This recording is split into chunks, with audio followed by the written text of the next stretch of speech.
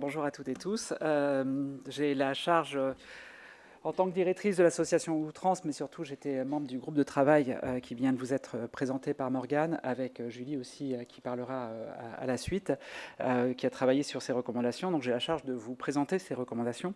Et pour ça, déjà dire d'où je parle. Je vous parle au nom d'une association qui s'appelle Outrance, qui est une association féministe d'autosupport trans. J'ai beaucoup de choses à dire. J'ai pas beaucoup de temps, donc je parle très vite. Je préfère le dire tout de suite, et du coup, je bouffe les mots parfois. Mais pour la compréhension, je vais essayer de ralentir un petit peu. Et donc, on fait de l'autosupport, c'est-à-dire qu'on est des personnes trans, on vient en aide à des personnes trans, on fait beaucoup de formations à l'accueil des personnes trans, j'y reviendrai un petit peu après, beaucoup de plaidoyer, et c'est dans ce cadre-là aussi qu'on était dans le groupe de travail, et on édite des brochures, c'est les images que vous avez à l'écran, sur l'accompagnement des personnes trans, sur, en particulier, hormones et parcours trans, sur tout ce qui peut être parcours hormonal et transition hormonale pour les personnes trans, avec plein d'informations sur les doses, les éléments à aller rechercher, et on est en train de l'actualiser justement avec les recommandations de la Haute Autorité de Santé. Et il y en a une autre sur les opérations que les personnes trans peuvent faire, plus plein d'autres choses vachement intéressantes. Si vous avez le temps, allez voir le bingo, ça vous fera rire.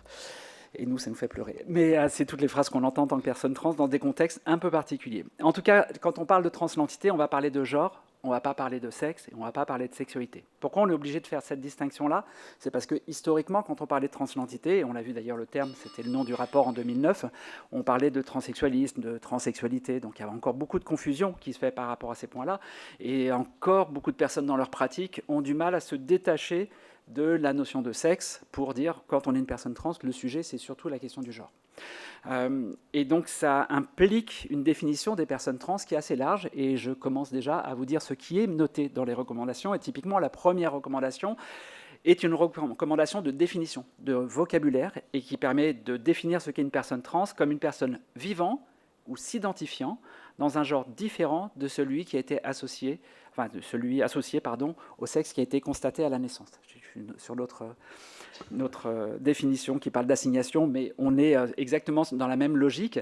Vivant ou s'identifiant, c'est-à-dire que le fait de faire ou de ne pas faire une transition n'est pas constitutif de la transidentité de la personne. Il y a plein de personnes trans qui, pour X raisons, ne peuvent pas faire de transition, mais ça ne retire rien au fait que les personnes puissent être trans. Et puis on parle d'un genre différent, c'est-à-dire pas forcément un genre opposé. Donc on peut avoir des personnes transbinaires, des personnes non-binaires, enfin ça peut être très très large, et c'est d'ailleurs pour ça qu'on précise que l'adjectif trans est utilisé en termes parapluie pour recouvrir l'ensemble des variances de genre, et c'est tous les enjeux de non-binarité aussi qui sont largement intégrés dans ces recommandations. Et d'ailleurs il n'y a pas réellement de question de sens de transition. On va, dans les recommandations, parler des actes féminisants et des actes masculinisants, mais en fait, quel que soit le genre de la personne, on peut avoir besoin de faire tels ou tels actes selon les besoins de la personne et pas selon l'identité absolue de la personne. C'est plus le sens de la transition plutôt que l'identité qui sera prise en compte sur l'ensemble des recommandations. Et dans un genre différent, ça veut dire que le point commun qu'il y a entre toutes les personnes trans, c'est qu'on sait ce qu'on n'est pas. On sait qu'on n'est pas du genre qui nous a été assigné à la naissance. Après, strictement, si on est un homme, une femme, une personne non-binaire, c'est important dans notre identité, mais ce n'est pas ça qui est constitutif de notre transidentité. Ce qui permet de comprendre aussi pourquoi on a des gros sujets sur ce qu'on appelle le mégenrage. Je suis une femme trans. Si vous dites de moi que je suis un garçon qui est devenu une femme, vous êtes complètement hors sujet.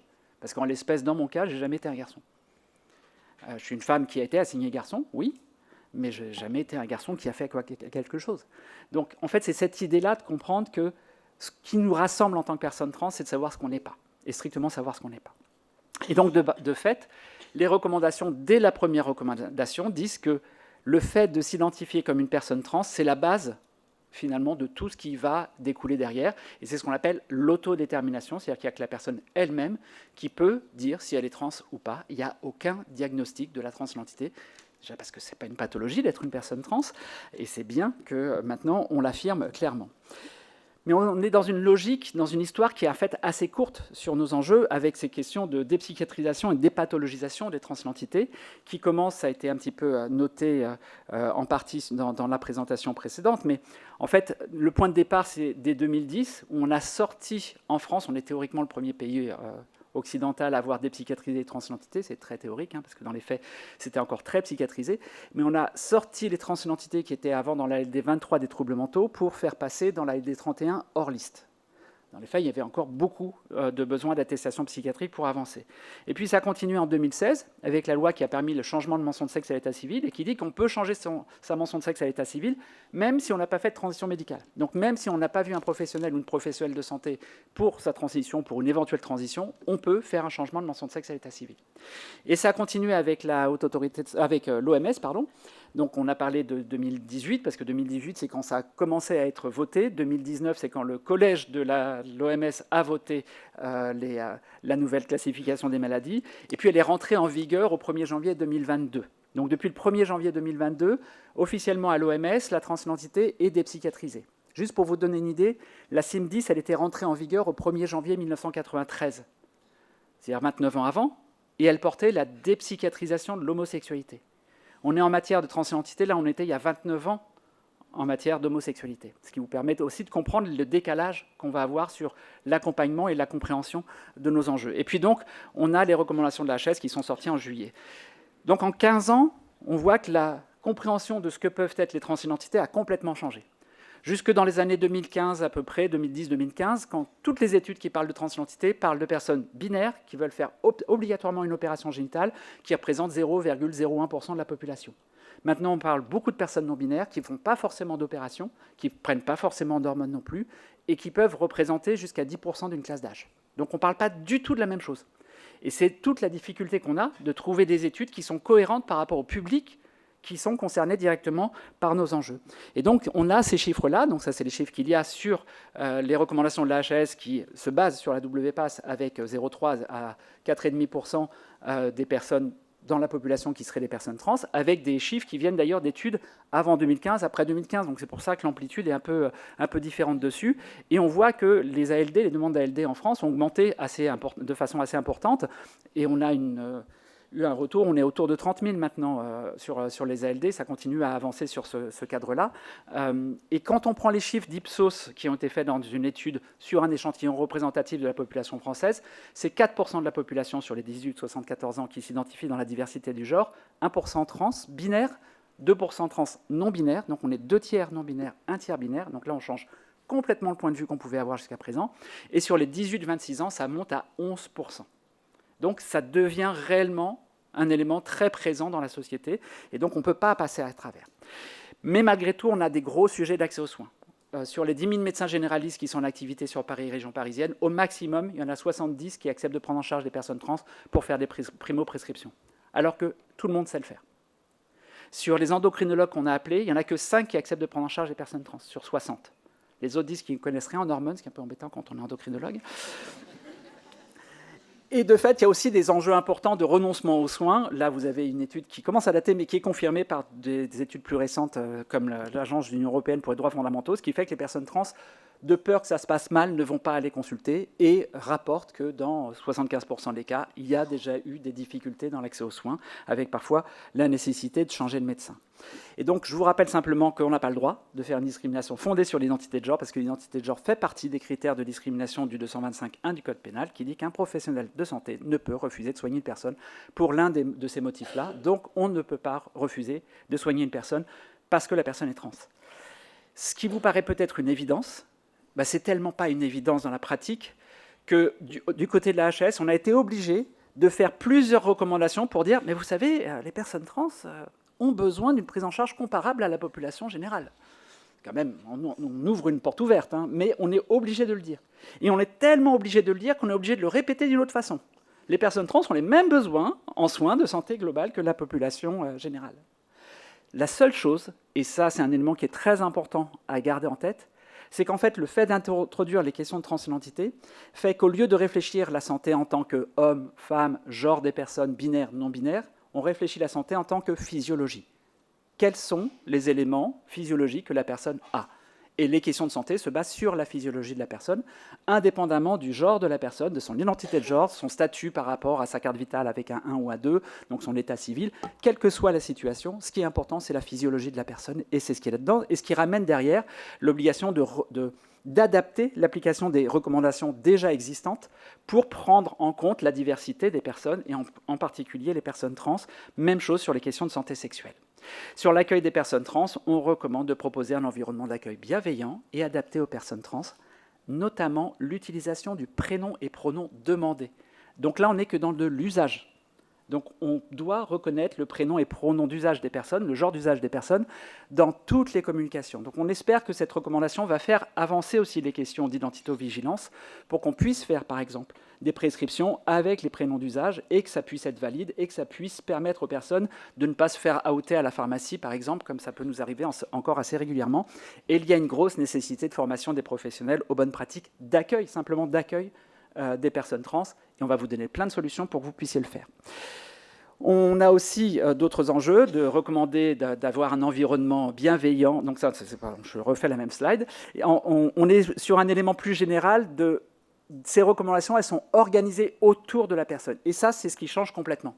Comme le disait Morgane, avant, c'était un parcours lisse qui était avec expérience de vie réelle, psychiatrie, hormones obligatoires, opération génitale obligatoire pour changer son état civil. Les tribunaux, jusqu'en 2016, demandaient des preuves de stérilisation pour changer la mention de sexe à état civil en France, 2016. Maintenant, on inverse. On dit que la personne, ce qu'elle souhaite. Et par rapport à ce qu'elle souhaite, on va orienter. Et on va la faire monter en compétences, en particulier avec les associations, mais aussi avec les professions de santé qui doivent accompagner ça. Donc les grands axes qu'on va ramener dessus, c'est de tourner autour de ce qu'on appelle la prise en charge transaffirmative. On se base sur l'affirmation de la personne. Ça signifie une dépsychiatrisation, ça signifie une prise en charge en proximité, ça signifie un rôle central de la médecine générale dans ce cadre-là, et ça signifie aussi qu'on n'est pas d'une santé d'exception, mais une santé de droit commun. Il n'y a pas une santé trans. Il y a une santé avec des personnes qui veulent faire des soins d'affirmation de genre, qu'ils soient trans ou pas trans, c'est-à-dire qu'ils soient trans ou cis. Donc si on simplifie le circuit de transition tel qu'il est proposé par le parcours de la HAS, on a la réception de la demande qui peut se faire à plein d'endroits, du côté des associations, des centres de santé, des cabinets libéraux, des CJ, enfin tous les points d'entrée aux soins, pour pouvoir faire monter en compétence et en autonomie les personnes sur l'expression de ses besoins et peut-être aussi identifier l'environnement dans lequel la personne va évoluer.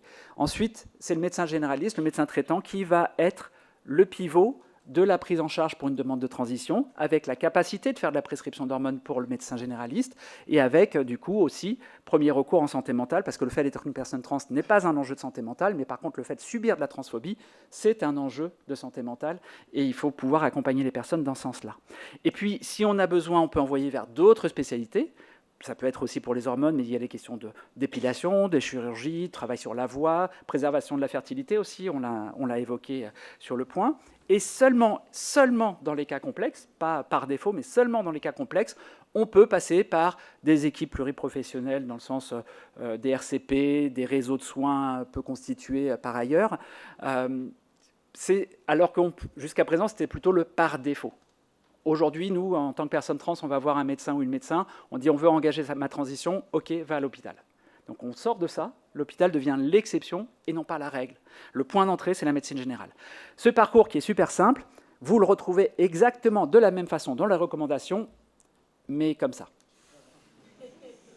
En vrai, je viens de vous l'expliquer, donc c'est super simple. Vous avez tous les éléments en haut de l'accueil de la demande. Au centre, la coordination du parcours et la prise en charge par le médecin généraliste. Vous voyez qu'il y a une flèche qui part sur la droite et qui va jusqu'à la prescription d'hormones possibles par le médecin généraliste. Et puis, l'orientation, la coordination avec des soins spécialisés selon la demande vers les autres spécialistes et les autres professions de santé qui peuvent être nécessaires. Et puis, dans les situations complexes, et seulement dans les situations complexes, les seconds avis spécialisés et éventuellement des RCP. Donc en fait, c'est exactement ce que je vous ai dit. Donc en fait, quand on l'a travaillé dessus, c'est super clair, cette slide-là. Maintenant, pour vous, elle va être aussi très claire.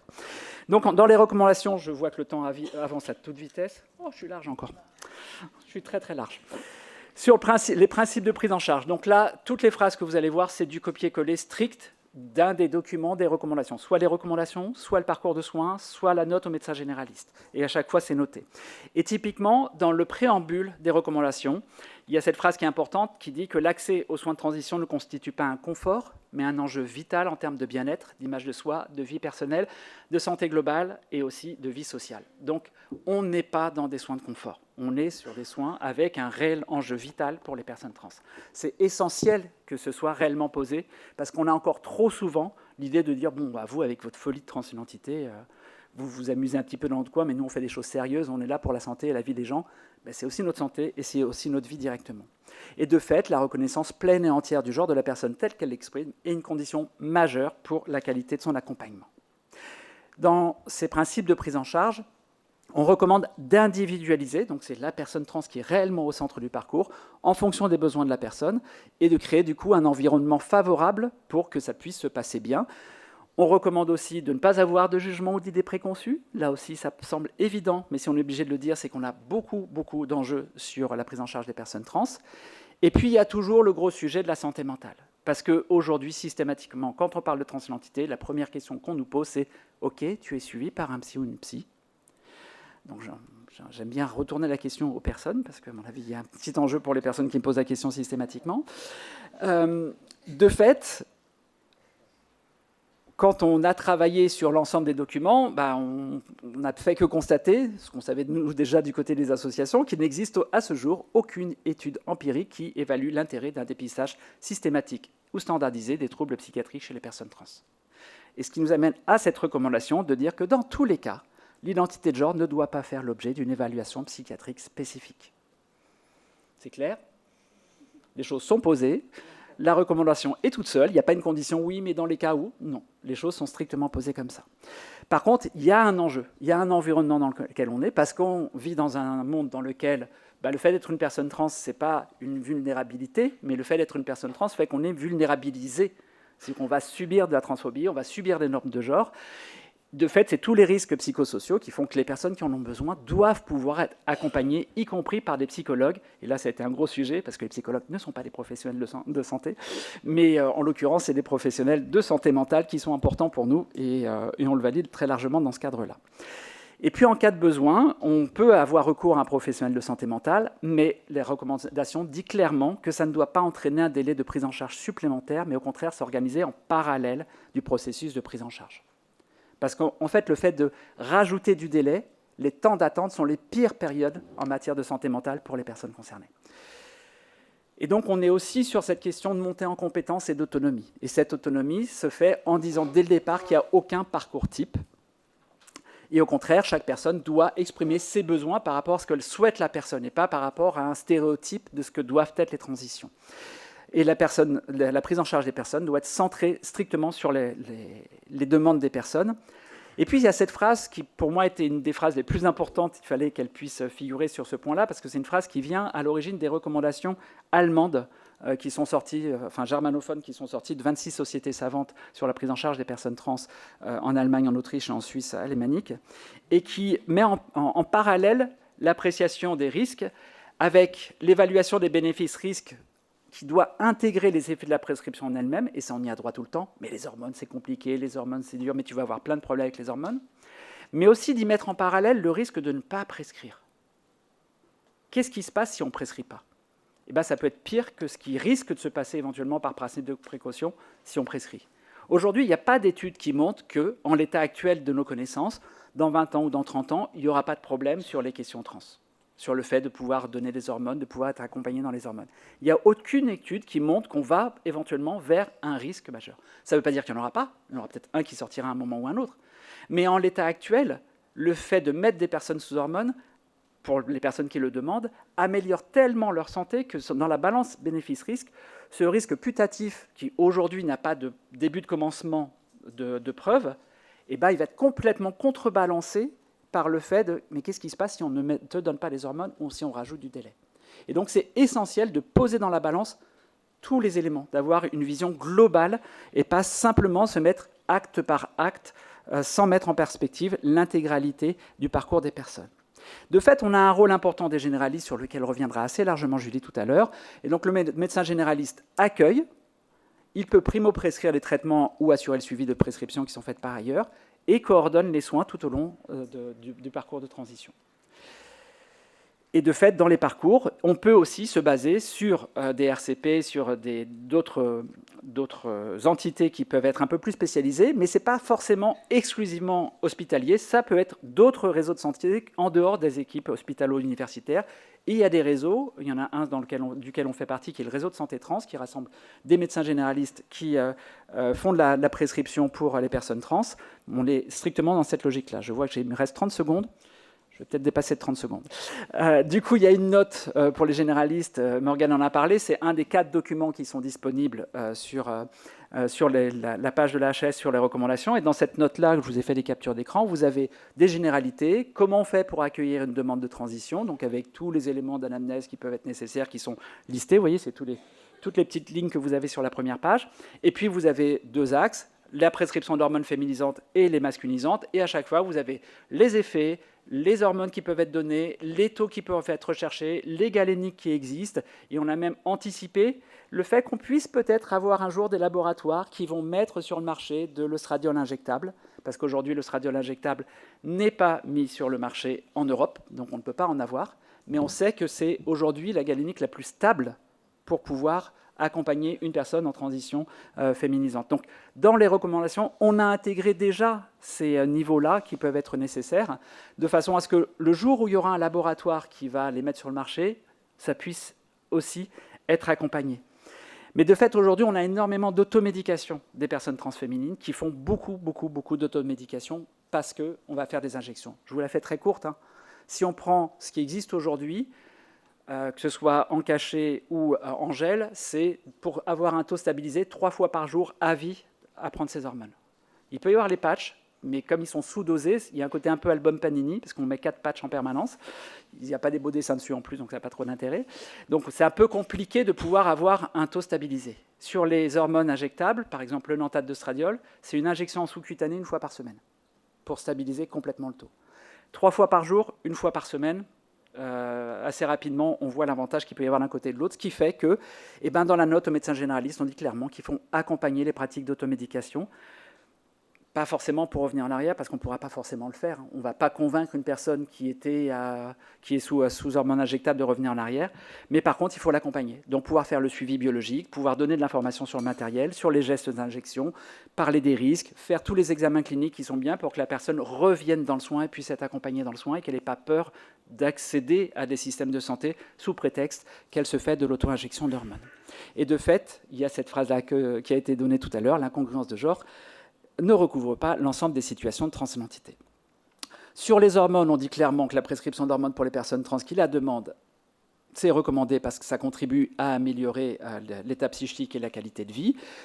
La question de la tolérance clinique se fait non pas par rapport à une grille absolue, mais surtout beaucoup aussi avec le ressenti de chaque personne, et donc c'est adapté. Même chose sur la chirurgie qui doit se faire selon les mêmes modalités et dans les mêmes délais que pour les autres demandeurs.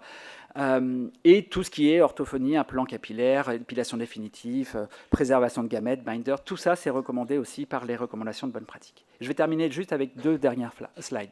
Une où il y a un chapitre complet sur la fluidité des parcours. Parce qu'il y a beaucoup de fantasmes sur les transidentités, de penser que toute personne qui veut s'engager dans un parcours de transition va regretter. On a de plus en plus d'études qui montrent que les taux de détransition sont strictement les mêmes aujourd'hui que ce qu'ils étaient il y a 10 ans, c'est-à-dire entre 1 et 3% globalement. Et après, ça dépend de ce qu'on va mettre dans la réalité. Et c'est ce que dit la recommandation en disant que ça recouvre plusieurs réalités. Techniquement, moi, je suis sous hormones injectables. Selon la Sécu, aujourd'hui, je suis en détransition. Alors oui, j'étais dans les toilettes des garçons, donc c'est une forme de détransition tout à l'heure, mais sorti de ça, je ne suis pas réellement en détransition, simplement parce que je n'existe plus dans les statistiques en tant qu'une personne qui a de la prescription d'hormones. Et ça pourrait rentrer dans les statistiques de détransition. Même chose, une personne qui va se créer une ménopause, on aura le même sujet qui va se faire derrière. Donc en fait, il y a plein d'éléments qui se prennent dessus, et il y a des questions aussi de pression sociale. Et on se rend compte dans les études sur les motifs de détransition, le motif principal, c'est la pression sociale. C'est trop compliqué pour moi, à cause de toute ma famille, de tout mon environnement, qui dit qu'en tant que personne trans, c'est juste pas possible par la suite. Donc c'est pour ça que la recommandation dit qu'il faut aussi dépister l'éventuelle violence et une retransition, une détransition, quel que soit le terme qu'on utilise. Et en fait, c'est une transition comme une autre. Et donc, on doit l'accompagner avec les mêmes modalités qu'une demande de transition et orienter vers des groupes de personnes pairs pour pouvoir accompagner les personnes qui souhaitent faire une retransition, une détransition. C'est d'ailleurs pas toujours le retour dans son genre d'assignation. on peut passer sur une forme de non-binarité ou de binarité selon d'où on avait affirmé son genre initialement. Et je termine enfin par ces 2 recommandations sur les associations, où la HAS recommande aux professionnels de santé que vous êtes d'orienter les personnes trans et leurs proches vers les associations locales, d'utiliser toute la documentation qui peut exister, les affiches, etc., et de fournir du coup tout ce qu'il faut pour que les personnes puissent avancer en dehors strictement de professionnels de santé, et de la même façon dans vos organisations territoriales d'intégrer largement les associations. Donc on fait, nous, en tant qu'association, des formations. Vous aurez à la fin un QR code et vous aurez un lien vers une page où on va rassembler à peu près toutes les informations, le lien direct vers les recommandations de la HAS, le lien aussi vers l'étude qui sera présentée tout à l'heure, et aussi le lien vers des associations qui font de la formation pour les pros de santé. Et comme j'étais très gentil avec vous, je vous propose déjà une formation à rendez-vous, si vous voulez qu'on se retrouve. On peut se retrouver, si vous êtes disponible, le 17 décembre, où toute la journée, on fait une formation en ligne, en visio, pour les personnes qui le souhaitent, pour se former au... je suis en train de donner tous les autres trucs. Le suspense est foutu. Qui peuvent donc vous aider à vous former à l'accueil des personnes trans et de rentrer un peu plus dans le détail. C'est au lieu de 20 minutes que j'ai largement dépassé, 25 minutes, et ben vous aurez droit à une journée complète, donc de 9h à 17h30, et vous aurez le lien pour vous inscrire à cette formation. Je vous remercie de votre attention.